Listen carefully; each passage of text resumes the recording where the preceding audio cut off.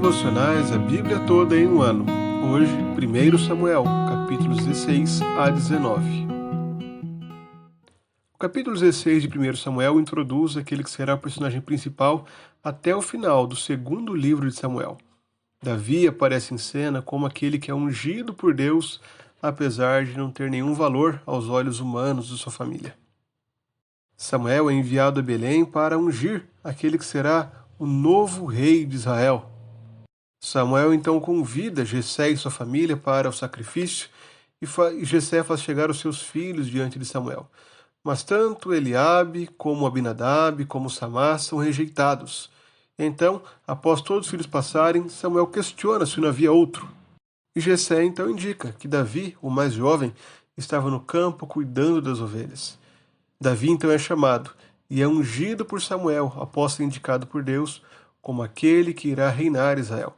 E a partir daquele dia, o Espírito do Senhor se apossou de Davi.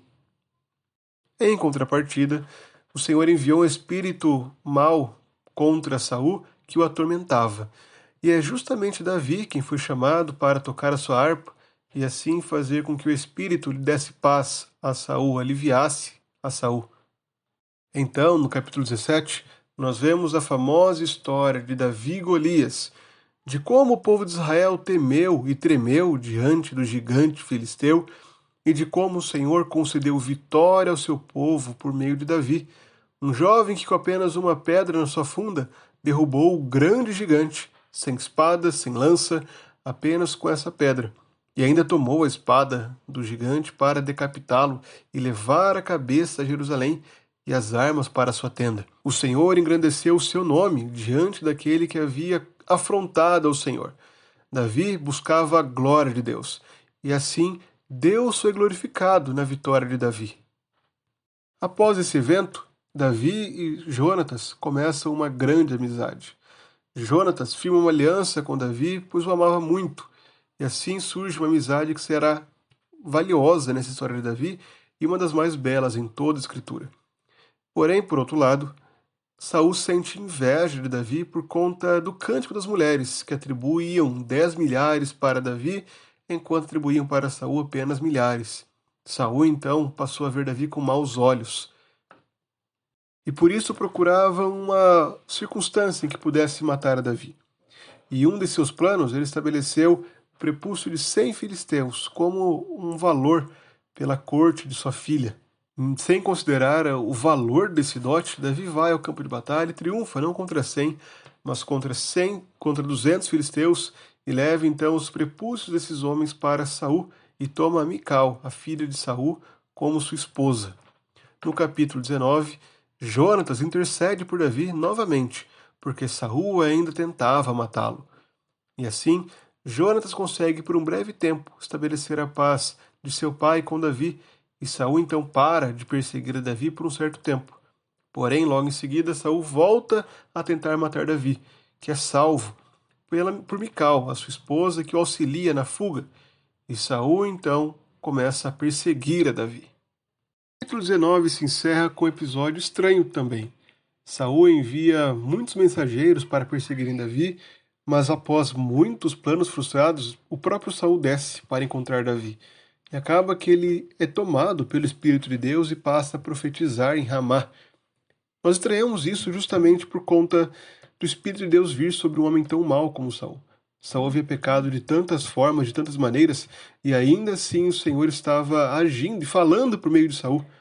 Mas precisamos entender nesse ponto que o Espírito de Deus, no Antigo Testamento, ele agia para capacitação, não apenas com habitação.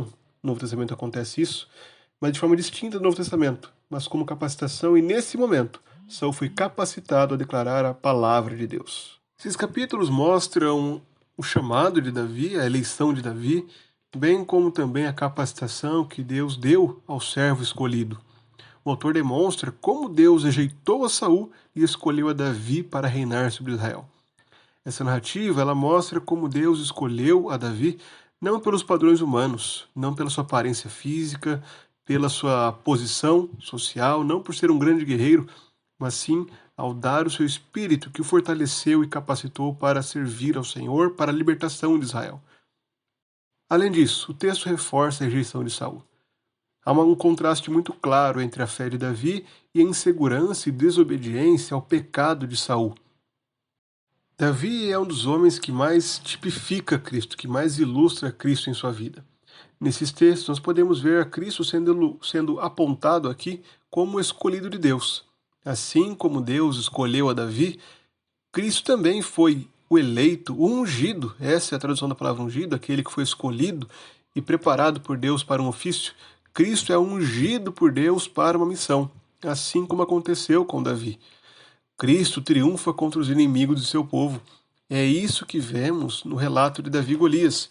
Nós muitas vezes somos tentados a achar que Davi e Golias é uma história que fala sobre como nós devemos vencer os gigantes, o gigante do pecado.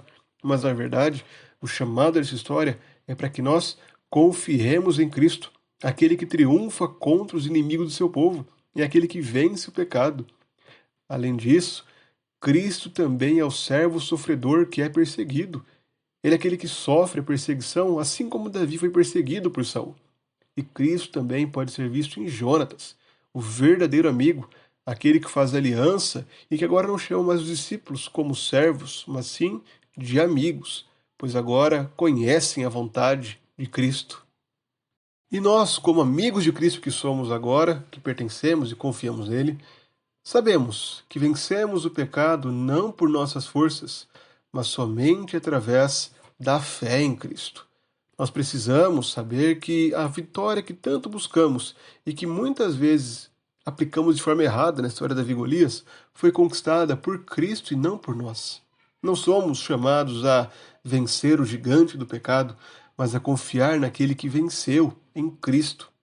E por isso, também sabemos que por fazermos parte do povo de Deus, estamos sujeitos à perseguição nesse mundo.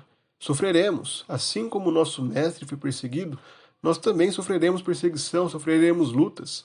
Nós teremos aflições nesse mundo e por isso precisamos confiar em Cristo, nos apegar a Ele nesses momentos. Também vemos a soberania de Deus na escolha e na vocação. Deus escolhe e capacita aqueles a quem Ele deseja. Quando o Senhor nos chama para servi-lo em uma área especial, ou seja, na vida cristã comum, devemos saber que tudo que precisamos está nele. É Ele quem nos capacita para o serviço da glória dele. Que isso nos fortaleça nos desafios, nas lutas, provações e também nos chamados que Deus nos concede.